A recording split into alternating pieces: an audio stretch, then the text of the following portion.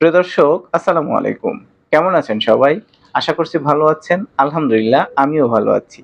দেশে এবং দেশের বাহির থেকে যারা আমার এই যৌন বিষয়ক ইউটিউব চ্যানেলটি দেখছেন, আপনাদের সবাইকে স্বাগতম। আমি ডাক্তার মোহাম্মদ ইব্রাহিম খলিল আপনাদের সামনে উপস্থিত হয়েছি।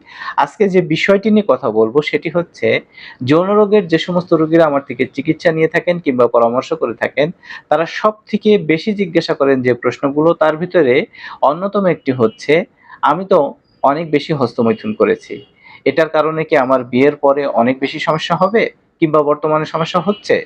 এই ভয়ে অনেকেই কিন্তু বিয়ে করতে ভয় পান, আবার অনেকেই বিয়ের পরে নিজের স্ত্রীর কাছে লজ্জিত বোধ করছেন। আজকে এই বিষয়গুলো নিয়ে সম্পূর্ণ খোলামেলা আলোচনা করব। এ জাতীয় সমস্যা থাকলে বিয়ের পরে আপনার কি সমস্যা হতে পারে এবং সেই সমস্যাগুলোর সমাধানের কার্যকরী উপায় নিয়ে আপনাদের সাথে বিস্তারিতভাবে কথা বলছি। আশা করছি আপনি ভিডিওটি না টেনে শেষ পর্যন্ত মনোযোগ সহকারে দেখবেন। দর্শক, মেডিকেল সায়েন্সের মতে হস্তমৈথুন নিজে মারাত্মক কোনো মরণ ব্যাধি নয়। তবে এটির অপব্যবহারে আপনার মস্তিষ্কে যৌন বিষয়ক চিন্তার কিছু ওলটপালট হয়ে থাকে, যার ফলে আপনার যৌন জীবনে ৩টি অত্যন্ত গুরুত্বপূর্ণ সমস্যা দেখা দিতে পারে। তার একটি হচ্ছে প্রিম্যাচিউর ইজাকুলেশন বা দ্রুত বীর্যপাত। হস্তমৈথুনের সময় মানুষে দেখে ফেলবে কিংবা দ্রুত কার্য সম্পাদনের একটা প্রবণতা তৈরি হয়ে থাকে। বারবার যখন এভাবে করতে থাকে তখন কিন্তু তার ব্রেইনে সেট হয়ে যায় কাজটি দ্রুত শেষ করতে হবে। ফলে বিয়ের পরে যখন সে তার স্ত্রীর সাথে যৌন সম্পর্ক স্থাপন করে তখন কিন্তু দ্রুত কার্য সম্পাদনের একটা প্রবণতা তার ভিতরে তৈরি হয়। তাড়াহুড়া করতে গিয়ে তখন কিন্তু তার প্রিম্যাচিউর ইজাকুলেশন বা দ্রুত বীর্যপাতের সমস্যা হয়ে যায়। আর দ্বিতীয় যে সমস্যাটি হয় সেটি হচ্ছে লিঙ্গের সংবেদনশীলতা কমে যাওয়া। পুরুষের লিঙ্গ যে পরিমাণ শক্ত হয় তার থেকে কিন্তু অনেক বেশি শক্তিশালী তাদের হাত। এই শক্ত হাত দ্বারা যখন সে হস্তমৈথুন করতে থাকে তখন কিন্তু তার লিঙ্গের সংবেদনশীলতা বা অনুভূতি কমে যেতে পারে। ফলে বিবাহিত জীবনে যখন সে তার স্ত্রীর সাথে যৌন সম্পর্ক স্থাপন করে তখন কিন্তু তার ভিতরে উত্তেজনা বা লিঙ্গের সংবেদনশীলতা নাও থাকতে পারে। এটিকে মেডিকেল সায়েন্সের ভাষায় ডেথ গ্রিপ সিম্পটম বলা হয়ে থাকে। আর তৃতীয় যে সমস্যাটি হয়ে থাকে সেটি হলো পারফরম্যান্স অ্যাংজাইটি। অতিরিক্ত হস্তমৈথুন যারা করে তারা ভাবে, আমি বিয়ের পরে পারবো তো? আমার কি সব শেষ হয়ে গেল? এই যে অতিরিক্ত দুশ্চিন্তা, এই দুশ্চিন্তার কারণে যখন সে সহবাস করে তখন কিন্তু তার পেনিস ঠিকমতো ইরেকশন নাও হতে পারে। এই সমস্যাটি তার শারীরিক সমস্যার থেকে মানসিক সমস্যা বেশি হয়ে দাঁড়ায়। দর্শক, এখন প্রশ্ন হলো, আমার যদি এই সমস্যাগুলো দেখা যায় তাহলে এটির সমাধান করব কিভাবে? আমি প্রথমেই বলছি, এটা আপনি দুশ্চিন্তার পর্যায়ে নিবেন না। আপনার শরীর কিন্তু অনেক শক্তিশালী। আমি যে নিয়মগুলোর কথা বলছি, আপনি যদি এটা মেনে চলেন, তাহলে খুব অল্প সময়ের ভিতরে আপনার শরীর কিন্তু এই সমস্যাগুলো রিকভার করে নেবে। প্রথম যে কাজটি আপনাকে করতে হবে সেটি হচ্ছে, আজ থেকেই আপনি হস্তমৈথুন ছেড়ে দিবেন।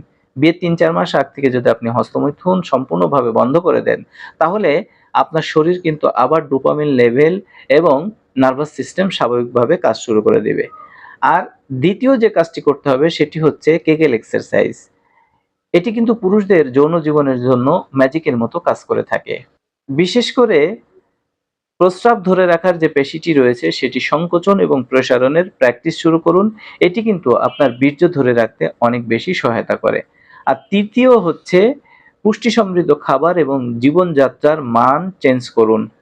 আপনি যদি টেস্টোস্টেরন হরমোন বৃদ্ধির জন্য জিঙ্ক সমৃদ্ধ খাবার, বিশেষ করে বিভিন্ন ধরনের বাদাম, কাজু বাদাম, কাঠবাদাম, পেস্তা বাদাম, চীনা বাদাম, তারপরে হলো দুধ, ডিম, তারপরে কুমড়োর বীজ, এগুলো নিয়মিত খাবার শুরু করুন। আর প্রত্যেকদিন অন্তত ২০ থেকে ৩০ মিনিট শারীরিক এক্সারসাইজ পরিচালনা করুন।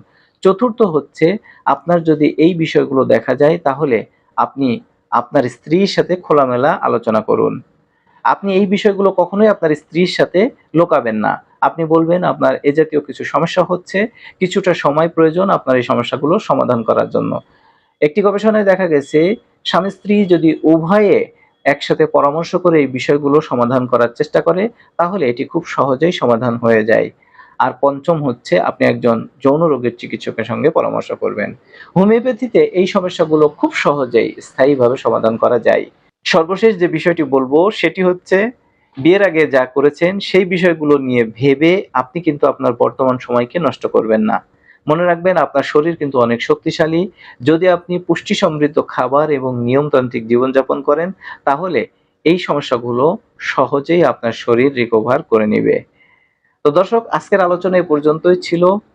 আজকের এই বিষয় সম্পর্কে যদি আপনার আরো কোনো প্রশ্ন কিংবা আজকের ভিডিও সম্পর্কে যদি আপনার কোনো মতামত থাকে, সেটি কমেন্টস এর মাধ্যমে জানাবেন।